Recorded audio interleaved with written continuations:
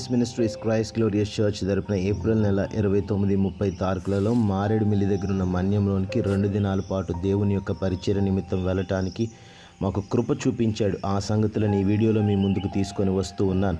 చక్కగా పాటలతో మా ప్రయాణం ప్రారంభమైంది.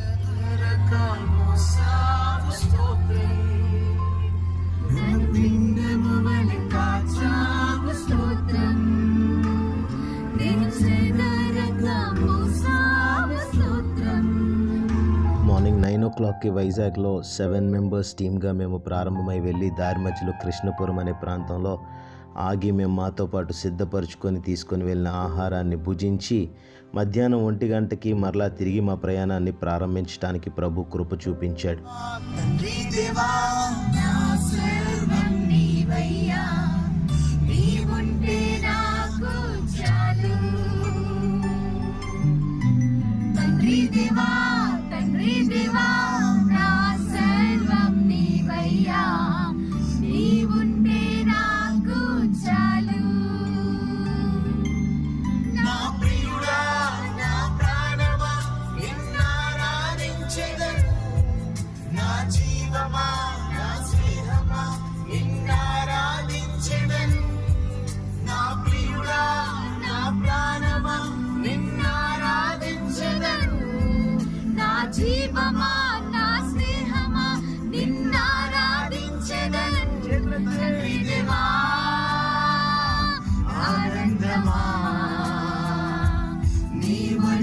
కొండ కోనలు, లోయలు, నదులు, అడవులు దాటుతూ పాటలు పాడుతూ ఆరాధన చేసుకుంటూ దేవునిలో ఆనందిస్తూ అలుపెరగకుండా ప్రయాణాన్ని కొనసాగించడానికి ప్రభు కృప చూపించాడు.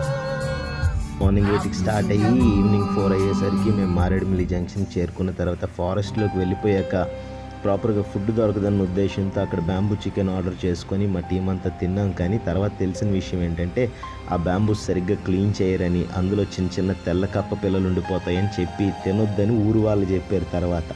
తర్వాత అక్కడి నుంచి 15-20 కిలోమీటర్లు ప్రయాణం చేసి అడవిలోనికి వెళ్ళిపోయి అక్కడ మమ్మల్ని ఆహ్వానించిన సేవకుని కలుసుకున్నాం. ఆ సంఘంలో ఆ రాత్రి 8 గంటల నుంచి ఆన్లైన్ ప్రేయర్ ప్రారంభమైంది. నాతో వచ్చిన బిడ్డలు చక్కగా పాటల్లో నడిపించారు. నేను కొద్ది నిమిషాలు దేవుని వాక్యాన్ని ప్రకటించాను. సాతానుడు ఏం చేస్తా ఉంటాడంటే ఆశీర్వాదము కాని దానినే ఆశీర్వాదం అనుకునే భ్రమను అపవాది మనకు కలుగు చేస్తా ఉంటాడు. స్తోత్రం చెప్పుదామా. ప్రయాణంలో అంత అలసిపోయినా కానీ రాత్రి 1 వరకు వాక్యము, పాటలు, ఆరాధన.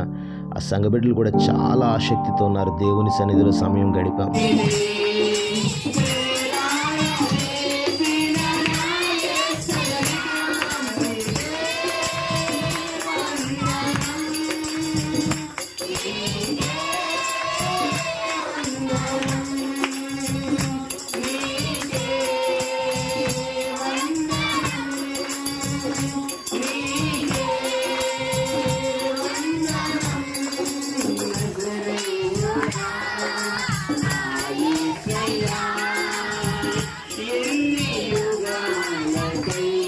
ఈ చిన్న బిడ్డలను ఎందుకు చూపిస్తున్నాను తెలుసా? నైట్ 1 అయిపోయినా వాళ్ళ ఎనర్జీ లెవెల్స్ చూడండి. ఎక్కడ ఎవ్వరి ఫేస్లో నిద్ర వస్తున్నట్టు లేదు. ఎంత యాక్టివ్గా చప్పట్లు కొడుతూ దేవుణ్ణి ఆరాధన చేస్తున్నారు చూడండి. మనం అయితే 9:30 అవ్వగానే మనము మన పిల్లలు ఎస్కేప్ అయిపోతాం. అసలు ఆన్లైన్ ప్రేయర్ అంటేనే ఆ దరిదాపుల్లో ఎక్కడ మనం కనిపించాం కదా.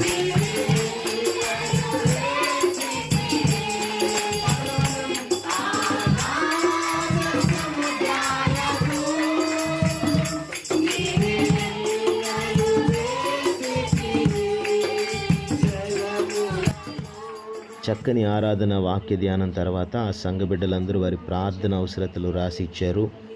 మేము టీమ్గా వారితో పాటు కలిసి వారి ప్రార్థన అవసరతల నిమిత్తమై ప్రార్థన చేయడానికి ప్రభు కృప చూపించాడు. మేము పరిశుద్ధంగా ఉండాలి, వాక్యంలో ఎదగాలి, మాకు రక్షణ కావాలి. ఇక వారి యొక్క కుటుంబ సమస్యలు, ఆరోగ్య సమస్యల గురించి వారు ఒక్కొక్క విషయాన్ని తెలియచేస్తే సుమారుగా 1 గంట, గంటన్నర పాటు ప్రార్థన చేస్తూ వారి కోసం, వారి సమస్యల కోసం ప్రార్థన చేస్తూ ప్రార్థనలో సమయాన్ని గడపటానికి ప్రభు ఎంతగానో కృప చూపించాడు. ఒకరికొరకొకరు ప్రార్థన చేసుకోవటమే కదా నిజమైన ఆశీర్వాదము.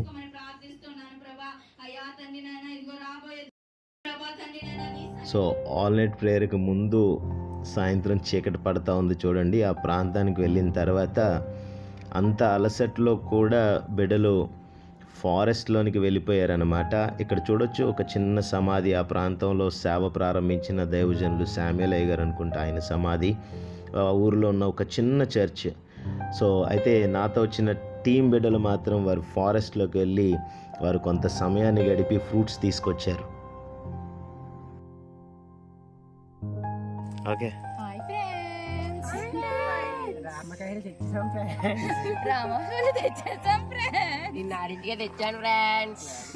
చాలా స్వీట్ గా ఉంది. ఆశ్చర్యకరంగా చర్చ్ దగ్గర ఒక డాగ్ ఉంది, కుక్క ఉంది. అది ఊర్లో అందరి మీద మురుగుతుంది, కానీ మన టీం వాళ్ళని మాత్రం అది ఏం అనలేదు. వాళ్ళని ఫారెస్ట్లో గైడ్ చేసి తీసుకెళ్ళింది. ఎక్కడెక్కడ ఫ్రూట్స్ ఉన్నాయో ఆ చెట్ల దగ్గరికి తీసుకెళ్ళింది. వీళ్ళు వెళ్ళి ఆ ఫ్రూట్స్లో ఇగో నారింజ కాయని తీసుకొచ్చారు. చూడండి, దాని స్కిన్ పీల్ చేయడానికి వీలు అవ్వలేదు, ఎంత దల్సరుగా ఉందో.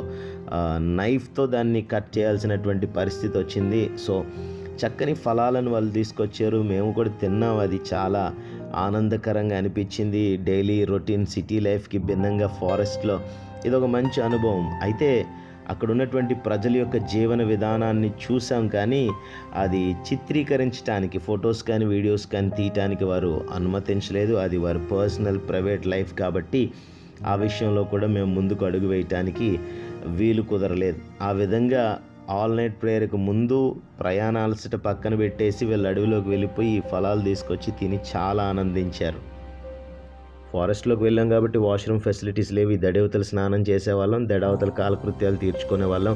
ఆ ప్రక్కనే బట్టలు మార్చుకొని ఆరు బయటే వారు పెట్టిన భోజనం చేసి, గుడ్డు కూర, కొండలో పండినటువంటి పప్పు, స్వచ్ఛమైన పప్పు కూరతో భోజనం చేసి ఆల్ ప్రేయర్ అయిపోయిన తర్వాత చర్చ్లోనే నైట్ 2 o'clock నుంచి మార్నింగ్ 4:30 వరకు కూడా రెస్ట్ తీసుకున్నాం, పడుకున్నాం. దేవుని సేవలో ఇది ఒక కొత్త అనుభవము, ఇది గొప్ప భాగ్యము. ఆ విధంగా మొదటి రోజు గడిచిపోయింది.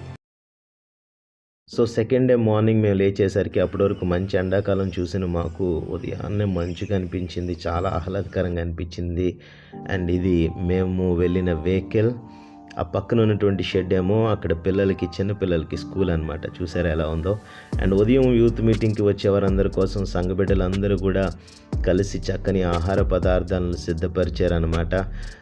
సాంబార్లో ములక్కాయలు చూడండి ఎంత అద్భుతంగా ఉన్నాయో, నోరు ఊరిపోయింది నాకైతే. సో మేమంతా కలిసి బ్రేక్ఫాస్ట్ చేయడానికి మళ్ళీ 15-20 కిలోమీటర్ల వెనకాతల మారేడుమిల్లి జంక్షన్కి వెళ్ళి వచ్చాం. బై 9 o'clock అందరూ రెడీగా ఉన్నారు. ప్రార్థన స్టార్ట్ అయిపోయింది.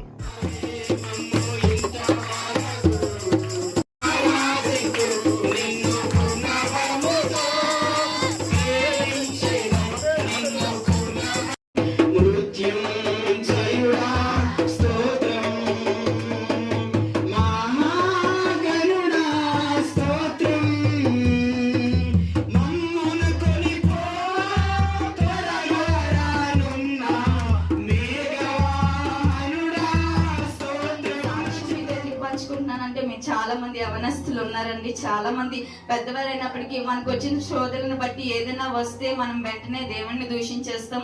ఏం చేశాడు దేవుడు, ఎందుకు? కానీ ఆలస్యం ఎప్పుడైనా మన మంచికేనండి. ఆలస్యం అవుతుందంటే దేవుడు ఇంకా మనల్ని ఉన్నత స్థితిలోనికి తీసుకెళ్తాడు. తర్వాత ఆ రోజు స్కెడ్యూల్లో బ్లెస్సీ, అదేవిధంగా అనుష సిస్టర్ వీళ్ళు కూడా వారి యొక్క జీవిత సాక్ష్యాలను పంచుకున్నారు. అక్కడ విశ్వాసులు వారి సాక్ష్యాలను బట్టి చాలా ఉద్యమింపబడ్డారు, బలపరచబడ్డారు. దేవుడు ఇస్తాడు. ఆ వాగ్దానం కానీ ఆ విషయంలో కానీ దేవుడు ఖచ్చితంగా నా జీవితంలో నెరవేర్చాడు. నాతో పాటు వచ్చినటువంటి తమ్ముడు రాజు ఆరాధనలో నడిపించాడు, పాటలు పాడాడు. తర్వాత బిడ్డల సాక్ష్యం తర్వాత నేను కొంత సమయం అక్కడ కూడినటువంటి ప్రజలతో, యవన బిడ్డలతో దేవుని యొక్క వాక్యాన్ని, ఎవరెవరు దేవుని స్వరం విన్నారు, వారు ఏ విధంగా ఆశీర్వదించబడ్డారు, దేవుని స్వరం మాట వినకపోతే ఏం జరుగుతుందనే సంగతులను బట్టి వాక్యం చెప్పిన తర్వాత అక్కడ ఉన్నటువంటి పిల్లలకి కొన్ని ఆత్మీయ కార్యక్రమాలు ఏర్పాటు చేయటం జరిగింది. సో వాళ్ళంతా ఆ విషయాల్లో ముందుకు వెళ్ళారు.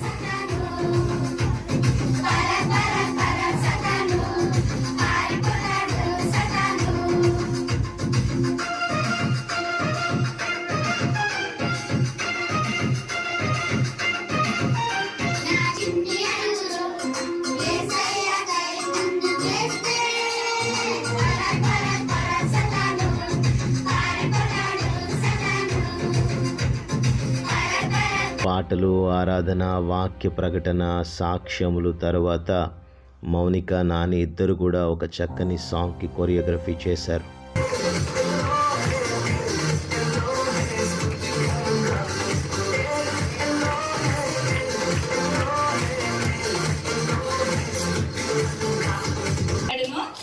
కనిపించవు, అవి మాయమైపోతాయి కదండి. మరెన్నెన్నో దేవుడు మన పాపములని జ్ఞాపకం చేసుకొనని యేసే తన వాక్యంలోని చెప్తున్నాడు. చిన్న ధర్మకోల్ నేను అందులో వేశాను, అది చిన్న పాపం అని అనుకుందామండి. చిన్న పాపాన్ని వేసే క్షమించేసాడా? కనిపిస్తుందా మీకు ధర్మకోల్? అందులోని చిన్న పాపాన్ని వేసే క్షమించాడు కదండి. ఇంకొంచెం పెద్ద ధర్మకోల్ నేను తీసుకున్నానండి. ఈ పెద్ద దాన్ని కూడా నేను ఇందులో వేస్తున్నాను. మన పెద్ద పాపంను కూడా యేసే క్షమిస్తాడో లేదో ఒకసారి చూద్దామండి. క్షమిస్తున్నాడా అండి యేసయ్య?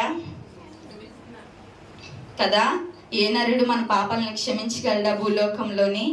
ఆఫ్టర్నూన్ సెషన్లో అక్కడ ఉన్నటువంటి బిడ్డలందరికీ కూడా చాలా చక్కని కార్యక్రమాలు, మ్యాజిక్ షో ద్వారా దేవుని రక్షణ ఎలా మనం పొందుకోగలమో బ్లెస్సీ వివరించింది. తర్వాత డ్రాయింగ్ యాక్టివిటీస్, మిషనరీ స్టోరీస్ ఇవన్నీ అయిపోయిన తర్వాత అక్కడికి వచ్చినటువంటి వాళ్ళందరికీ కూడా మన పరిచర్య తరపున మిల్క్ మగ్స్ గిఫ్ట్గా ఇవ్వటం జరిగింది. వాళ్ళంతా చాలా ఆనందించారు. ఈ 2 దినాలు నేను నా టీం అడవిలో మన్యములు ఈ విధంగా దేవుని పనిలో చాలా సంతోషించాము. సహకరించిన సంఘ బిడ్డలందరికీ వందనాలు. It was a happy journey. తిరిగి మరలా 10 గంటల ప్రయాణం చేసి వైజాగ్ వచ్చేసాం.